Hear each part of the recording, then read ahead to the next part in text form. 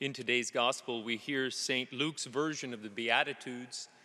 It's just 4 of the 8 that we would hear in St. Matthew's gospel at the beginning of the Sermon on the Mount. And in listening to the Beatitudes, I bring to mind, my own mind, people, saints who really lived well the Beatitudes. You think of Blessed Pier Giorgio Frassati, for example. St. John Paul II lived the Beatitudes well. I think, too, it's good to think of people who we might know personally, who are still living, who really are striving to live the Beatitudes.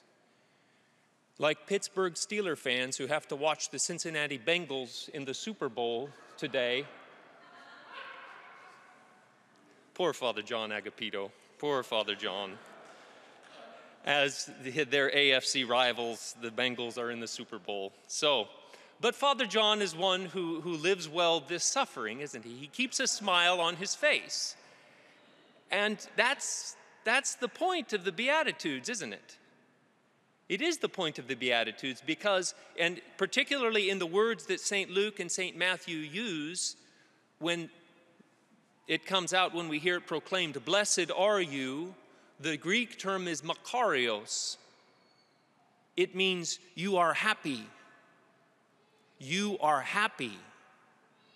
You are happy when these things happen to you.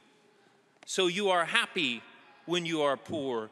You are happy when you are hungry. You are happy when you are weeping. You are happy when people hate you. And this is a message that is very contrary to what the world would have us believe that will make us happy. Now, Jesus, in proclaiming these things, does not make poverty, he does not make hunger, he does not make weeping and sorrow, he does not make hatred goods in and of themselves, but these become a means to an end. They become a means to being purified of our attachments in this life, and ultimately looking forward to the great joy of the life to come. And so being willing to embrace the sufferings and the sorrows of this life, that's what the Beatitudes are about. That's what Jesus wants us to hear when we hear the Beatitudes proclaimed. Blessed are you. Now, for the people Jesus was preaching to at the time, the Jews of the day, there was very much an attachment to worldly goods, worldly blessings. And so that's why he's preaching the Beatitudes. There was a sense of complacency and a sense of self-satisfaction he was trying to break people out of, because it was proclaimed in Deuteronomy 28 in the Old Testament. There was a series, it's 68 verses. It's a long chapter, Deuteronomy 28, but it listed blessings and curses. Blessings and curses. So, and this is what a summary of what Deuteronomy 28 taught. For those who obeyed, they were blessed with children, with crops, with cattle, with money, with good weather, with peace. For those who disobeyed, they were cursed with infertility, famine, pestilence, poverty, war, and exile. And so in the Old Testament, there was very much this notion that we would call today maybe the prosperity gospel, that some of our Protestant brothers and sisters will attach themselves to, and I think Catholics do it as well. If I'm praying good and if I'm doing good, Jesus is going to bless me. But, obviously I've displeased God when the suffering comes. Well, no, you take one look at a crucifix and you know that Jesus himself, he's going to ask all of us to enter into some sort of suffering for that purification. And that's what he's saying in the gospel today. Don't be so complacent. Don't become too attached to the blessings of this world. The blessings are good. They're great. And don't cast them aside. Be thankful for them. By all means, be thankful for them. But don't let your joy subside when the suffering comes. And this we cannot do this in and of ourselves. We cannot hang on to this joy without God's grace and without his help. But by all means, we have to fight that complacency. And if the poverty and the hunger and the weeping and the hatred, if those things come, It's not a punishment from God, but it is an opportunity to unite our sufferings to those of Christ's, to enter into this for this phase, because God has something greater in the end that he's calling us to. And I think Catholics today, there is no doubt that there's been poverty and weeping and hunger and hatred, and there's a lot of Catholics who are suffering and struggling today. We're hungry. We're hungry for, maybe some of us want more leadership in the church. Where are the bishops? But when we get filled up, and that's where the woe to you, because Jesus lists those woes. He lists those woes in today's gospel. He says, woe to you with too many answers. Woe to you who are filled up with your pride and you have all the answers. You can say that to conservatives, you can say that to liberals. We have to remain reliant on Christ. But we are hungry for the truth. We are hungry for leadership and to pray for our leaders in the church. Maybe it causes us weeping. Blessed are you who are weeping, because Catholics are frustrated, because John Paul and Benedict were very clear in some of their teachings. Pope Francis, not so clear sometimes, straight up confusing at other times. But he still has a role in leading the church. And I believe in Matthew 16:18, the gates of hell will not prevail against her. Whatever he might believe personally, and sometimes we only get sound bites of what he says, but to pray for the Holy Father and to persevere in that prayer, to be realistic in our expectations of what he is supposed to do.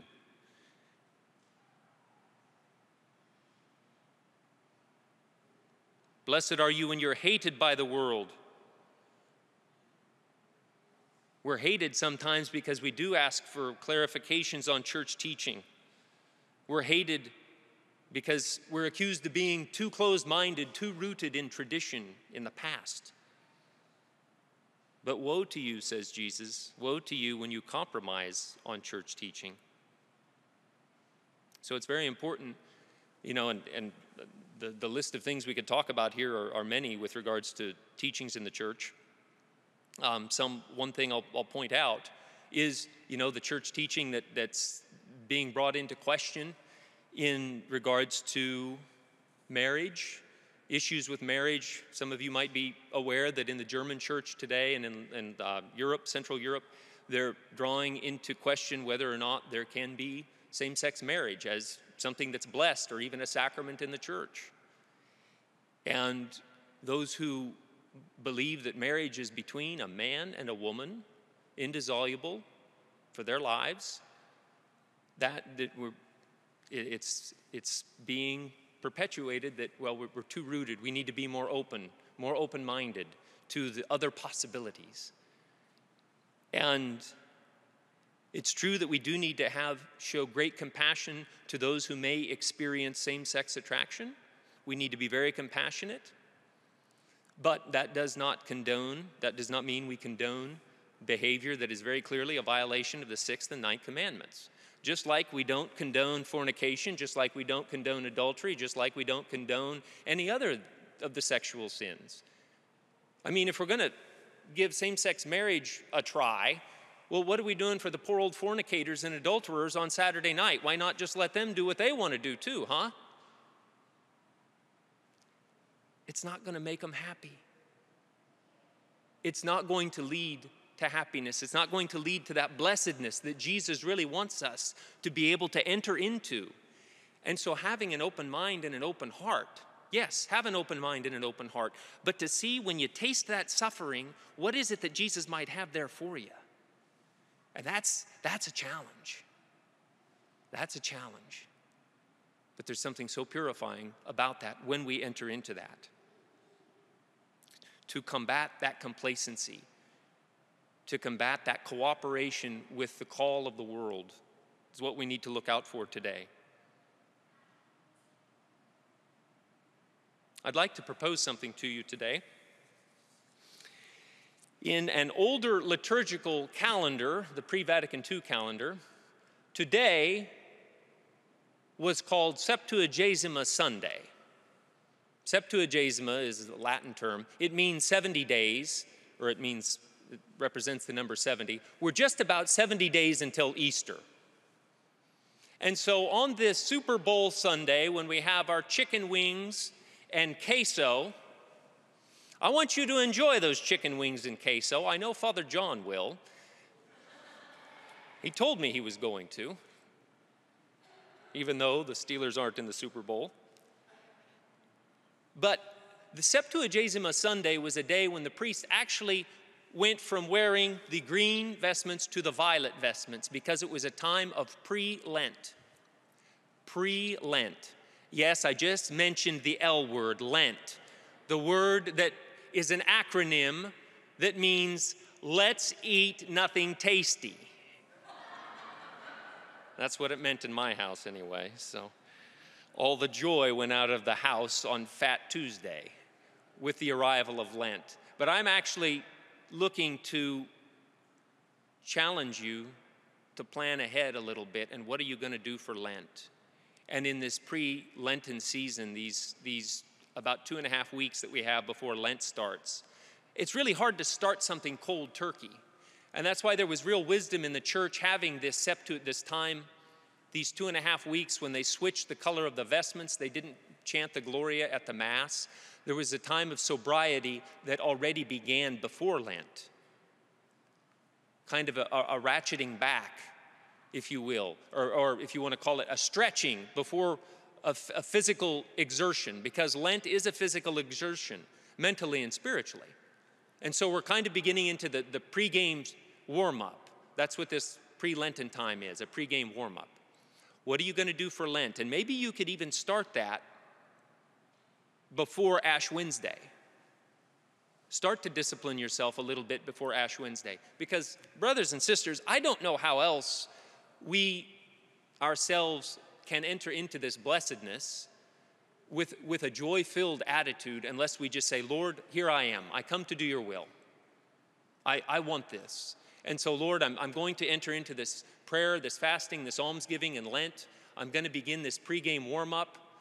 I want this to be a great Lent this year, because I know that the sufferings that I can offer up will be good for the church. It'll be purifying for me. I desire this, not because anyone is making me do it, but because I want to save souls. I want people to go to heaven.